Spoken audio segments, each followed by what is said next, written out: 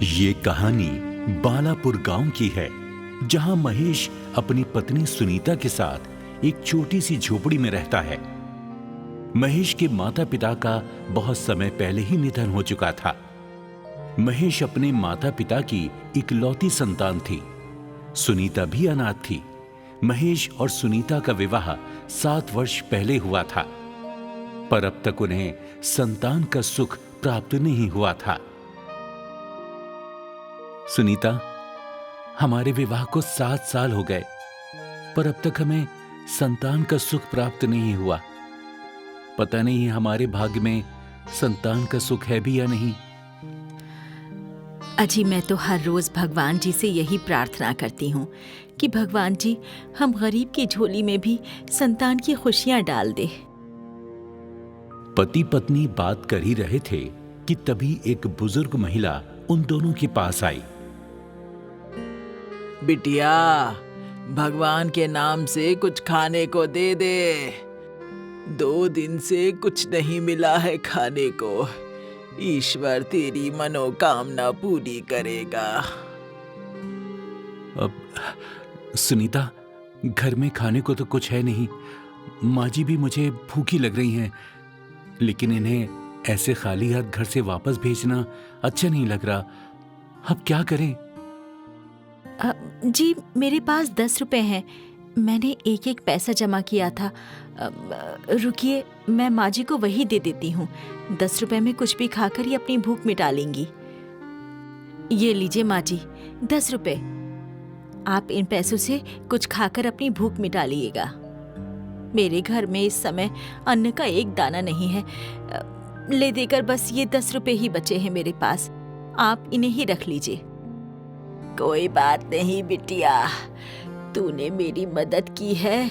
भगवान तेरे बच्चों को हमेशा सलामत रखे। अरे माँ जी, आप ये कैसी दुआ दे रही हैं मुझे? मेरी तो कोई औलाद नहीं है। पिछले 7 वर्षों से हम संतान के लिए तरस रहे हैं, पर अब तक हमें संतान का सुख प्राप्त नहीं हुआ। पता नहीं हमारे भाग्य में कब संतान का सुख पाना लिखा है। अगर आपको दुआ ही देनी है तो ऐसी दीजिए कि हमें जल्द संतान की खुशियां प्राप्त हो जाएं। हाँ हाँ बिटिया, माँ दुर्गा पर भरोसा रख। माँ दुर्गा तेरी हर मनोकामना पूरी करेगी। माँ शेरावाली के द्वार पर अपना माथा टेक, उसके सामने अपनी झोली फैला। वो तेरी झोली जरूर खुशियों से भर देगी।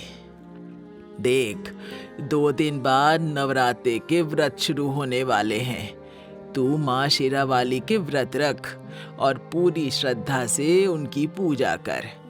देखना, वो अपना चमत्कार जरूर दिखाएंगी। अगर ऐसा है तो मैं माँ दुर्गा की पूजा जरूर करूंगी और नवरात्रि के व्रत भी रखूंगी। माँ शेरावाली के सामने अपनी झोली फैलाकर संतान की खुशियां मांगूंगी। बिटिया, माँ दुर्गा तेरी हर मनोकामना पूरी करे। इतना कहकर वो बूढ़ी महिला वहां से चली गई। 2 दिन बाद नवरात्रि के व्रत शुरू हो गए।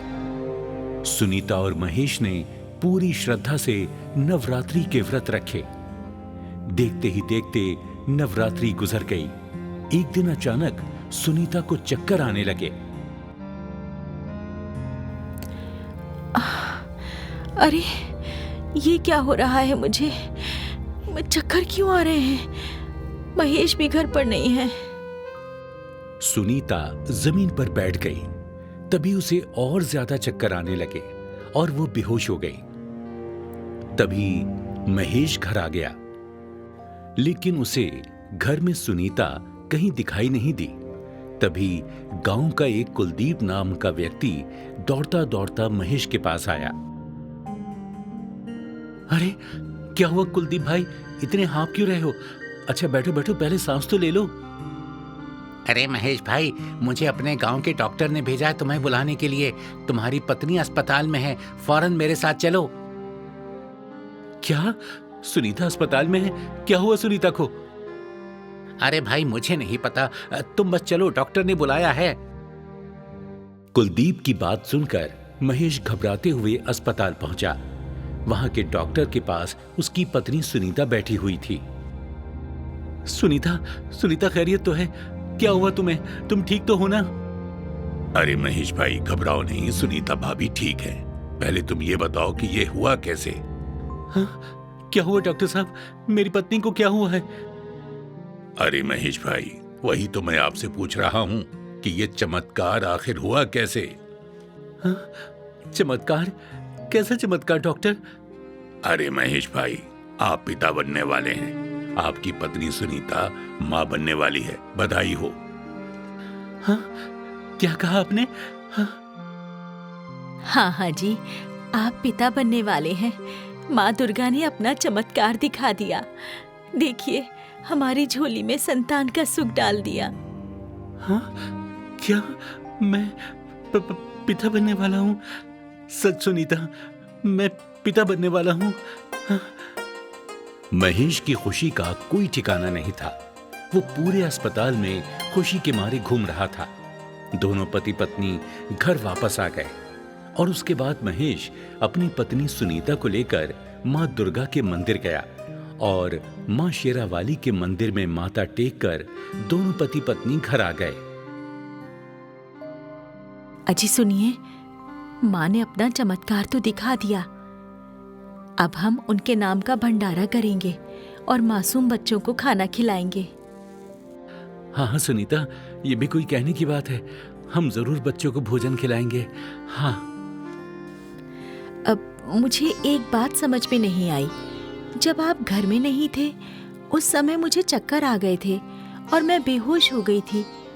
फिर मुझे अस्पताल कौन लेकर गया? डॉक्टर बता रहे थे कोई महिला आई थी जो मुझे अस्पताल लेकर गई। कौन थी वो महिला महेश?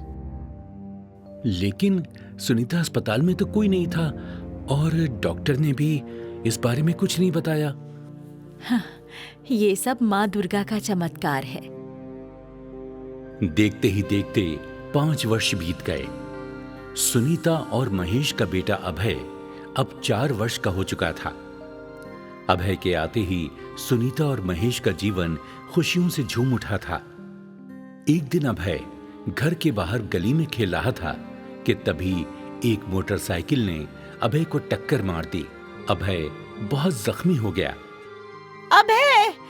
अरे मेरा बच्चा! ये क्या हो गया? अभय! अभय! महेश और सुनीता अभय को डॉक्टर के पास लेकर गए। डॉक्टर ने अभय का इलाज किया।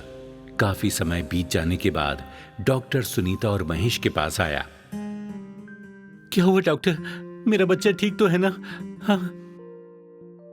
महेश भाई, बहुत अफसोस के साथ कहना पड़ रहा है कि अभय के सर में बहुत गहरी चोट लगी है।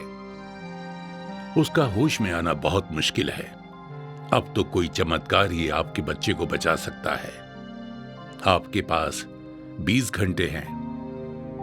20 घंटे में अगर अभय को होश नहीं आया तो उसका बच पाना नामुमकिन है। ये सब क्या हो गया मेरे बच्चे के साथ? इतने बरसों बाद हमें संतान की खुशियां प्राप्त हो पाई थी और मेरा बच्चा। सुनीता, चलो, हमें तुरंत माँ दुर्गा के मंदिर जाना होगा और माँ के सामने अपनी झोली फैलाकर बच्चे के जीवन की भीख मांगनी होगी। मुझे पूरा विश्वास है कि माँ शेरावाली इस बार भी अपना चमत्कार दिखाएगी। सुनीता और महेश दौड़कर मंदिर पहुंचे और माँ के सामने अपना माथा टेक कर ज़ारों कतार रोने लगे और अपने हाथों में जलते हुए दिए रख लिए। माँ शेरावाली, हमारी सहायता कीजिए। हमारे बच्चे का जीवन अब आपके हाथों में है। उसे 20 घंटे से पहले होश आ जाए। उसकी रक्षा कीजिए माँ। सुनीता और महेश काफी समय तक मंदिर में बैठे हुए रोए जा रहे थे कि तभी अचानक अस्पताल से एक व्यक्ति आया। महेश भाई, तुरंत मेरे साथ चलो। तुम्हारे बच्चे अभय को होश आ गया है और डॉक्टर ने कहा है अब वो खतरे से बाहर है। जल्दी चलो। ये सुनकर महेश और सुनीता बहुत खुश हो गए। माँ दुर्गा के सामने हाथ जोड़कर माँ दुर्गा को धन्यवाद दिया और दौड़ते दौड़ते अपने बेटे के पास पहुंचे। इस तरह मां दुर्गा के आशीर्वाद से अभय की जान बच गई।